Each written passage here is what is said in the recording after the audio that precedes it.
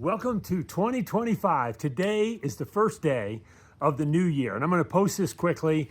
And this is personally my favorite day of the entire year. I can honestly say that because I'm a goals person. I like achieving things. I like to see progress. I want to work on my own happiness and my fulfillment and my finances and help my family succeed. What is it for you that is important in 2025? And what are you going to do to make sure it's not one of those New Year resolution things that you quit the second week of January that they talk about all the time?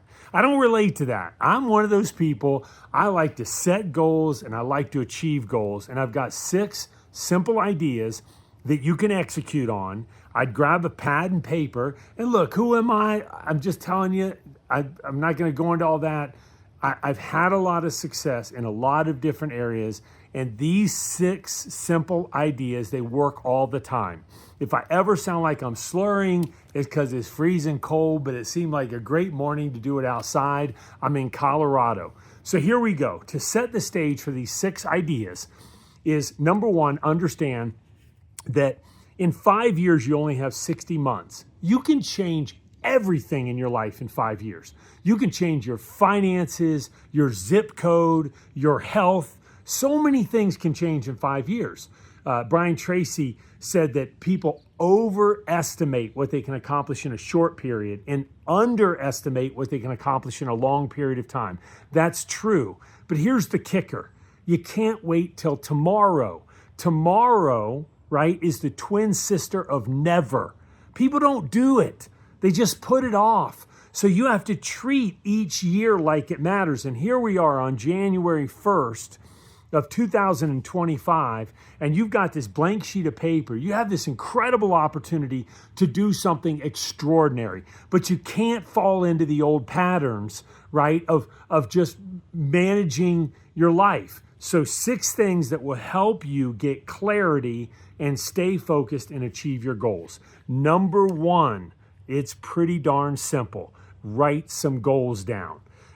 Take a piece of paper and write down 3, 4, 5, 6 things that are, yes, reasonable. Stretch yourself, yes, but you've got to believe it's possible, right? And don't look for the answers just yet. Just say, hey, these are 6 things, 4 things that I'd really like to accomplish around my spiritual, mental, physical, emotional, financial. What is it for you? It's different for everybody, but pick 6 things and get some energy around it and write those 6 things down and put a timeline on it. They're either progress goals, they're goals around your health. They're a little harder to define with a timeline, or they're progress goals like your health. So if it's a timeline goal, put down a date. Get clear about what it is. Make it tangible and specific. That's number 1. Just have some goals. We'll get to what to do with those goals at the very end. Number 2, in number 3, I'm gonna talk about these a little bit together. Number 2 and 3. Number 2 is identify your purpose for existing as a human being. Now that might sound overwhelming to you, but God put you here for a reason. There's something that you developed when you were a child that you fell in love with that made a difference, and you can see that out regardless of what your job or your career is. Within that job or that career, it is most likely that you can figure out how to serve out your purpose. My purpose, right? My life was changed when I was young, and Sister Ann Rita Mock taught me that dyslexia was a gift. She turned this thing that was a big problem in my life that made me feel stupid and inadequate, or at least people tried to make me feel that way. She turned it into something beautiful and wonderful. And ever since then, I have a passion to help people achieve things that matter to them. That's why I'm recording this video right now, for no other reason. I just get excited that people can be so much more than they think they can be. I graduated high school with the 2.1 GPA, and I've got a SaaS company with employees in 11 countries around the world. That doesn't happen to people like me, except there is a process and a pattern. And that's what I'm talking about right now. So number one is goals. Number two is identify your purpose. There's plenty of content out there about how to identify a purpose. You can go to ChatGPT and ask it, how do I identify a greater purpose for existing as a human being? Number three is values. Again, these may seem like ethereal things like, hey, what does values have to do with all this stuff? Look, is your values as a human being will set the stage for you being able to execute on your goals. People that have what my friend Wally Long calls cognitive dissonance, right? It's a term in psychology when people's actions don't match up to their actual beliefs about themselves. So think about this. If you set a goal and you have a set of values and purpose for living that do not support that goal, then anytime you try to work towards that goal, your true essence, the values and your purpose for existing as a human being, because those are either chosen for you or you choose them. You can choose your purpose. You can choose your values and change as a human being. I went to a Zig Ziglar seminar when I was 20-some years old, and Zig had an affirmation statement, and it said, I, Zig Ziglar, am a person of integrity with a good attitude and specific goals, and I have a high energy level, and I'm enthusiastic, and I take pride in my appearance and what I do, and I have a sense of humor. How do I know this? Because I copied it, and I put my name in there, I, Patrick Shaw, and I read it to myself every single day. You see, I changed my values as a human being to support my goal. I identified a purpose, and all of a sudden, cognitive dissonance wasn't a problem. There was alignment. There was synergy between my goals, my purpose, and my value. Now, that's 1, 2, and 3. Number 4 is take the goals, the purpose, and the values and roll it into some kind of affirmation or vision statement. You can ask ChatGPT to do this. It's incredible. You can say, okay, here's my purpose. Here's 5 or 6 of my goals. Here are values, 5 values that are critical to me that are in alignment with these goals that I have, right? And then you can ask ChatGPT to put it into a vision statement, and then you can clean it up and craft it yourself, and then you can read it to yourself every single day this year. You can put it down and you can read it to yourself no matter what it may be. And it's extraordinary how powerful this can be to really change your life, right? But you've got to do it.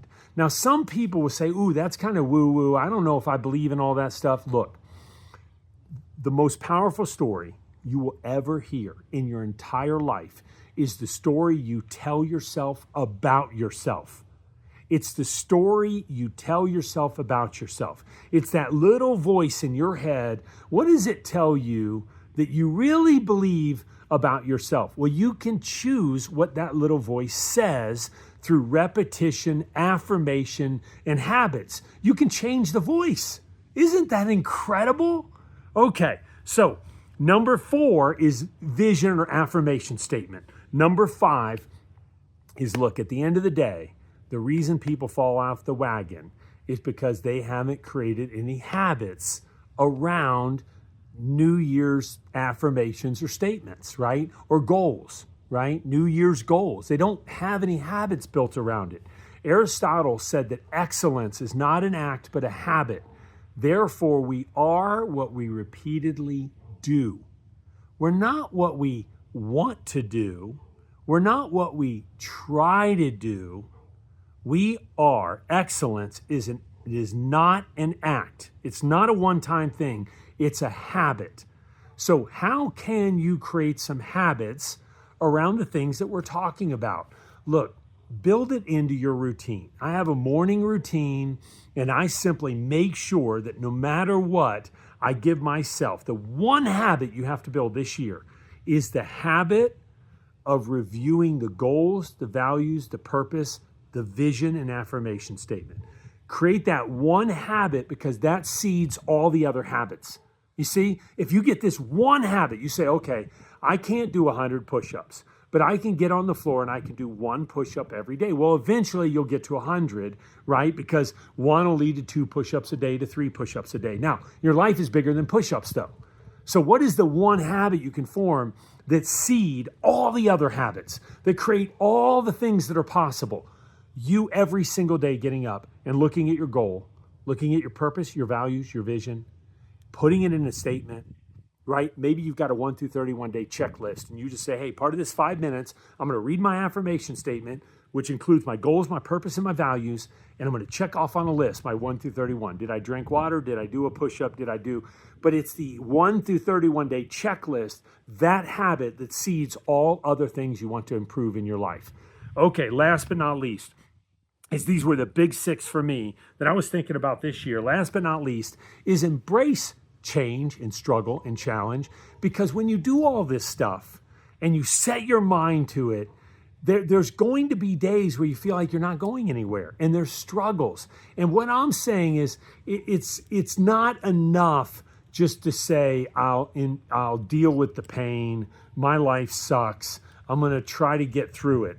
I'm literally saying is buy into the philosophy that in every single adversity in life is the seed of greater or equivalent good. I mean, do you believe that with every fiber of your being? Build that into your affirmation statement, that every single struggle, challenge, difficulty, adversity, there is the seed of greater or equivalent good.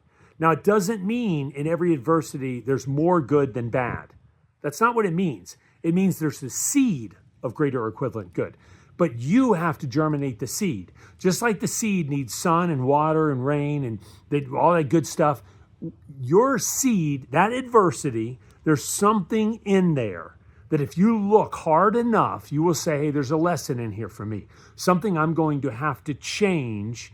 And by acknowledging and seeing it, right, I can change and I can get better, which means you can literally face adversity and say, I'm not just going to survive this, I'm actually going to grow from it. I'm not looking for bad things to happen, but when they happen and when struggles come, I can literally look at that thing and say, thank you, God, right? That's God's will. He sent you something that you can do that's going to make you a better human being and make you have a better 2025. Wishing you all the best. I am certainly excited. I hope you are, about this incredible year ahead.